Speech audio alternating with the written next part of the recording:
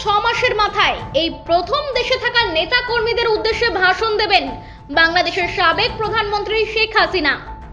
বলা বাহুল্য, বুধ এবং বৃহস্পতিবার ভার্চুয়াল মাধ্যমে সংযুক্ত হবেন তিনি। গত 2 মাস যাবৎ যদিও তিনি বিভিন্ন দেশে আওয়ামী লীগ সমর্থকদের উদ্দেশ্যে ভাষণ দিয়েছেন, তবে সেই সব ভাষণে তিনি মুখ দেখাননি, মূলত ফোনের ব্যবহারই করেছেন। বুধবার হাসিনা রাত 9টায় ছাত্রলীগের নেতা কর্মী সমর্থকদের উদ্দেশ্যে ভাষণ দেবেন। আওয়ামী লীগের এই ছাত্র সংগঠন পেজ বর্তমানে নিষিদ্ধ, সেই সংগঠনেরই ফেসবুক পেজে সংযুক্ত হয়ে কথা বলবেন তিনি।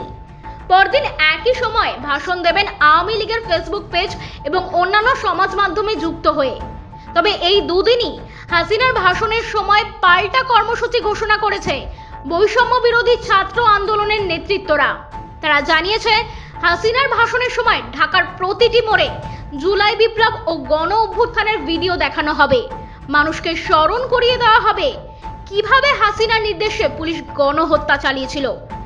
এছাড়াও পরে পৃথক একটি ফেসবুক পোস্টে ছাত্র আন্দোলনের নেতৃত্ব ঘোষণা করেছে, হাসিনার ভাষণ যে মিডিয়া প্রচার করবে তাদের জাতির শত্রু বলে গণ্য করা হবে বলেও ফতোয়া জারি করা হয়েছে।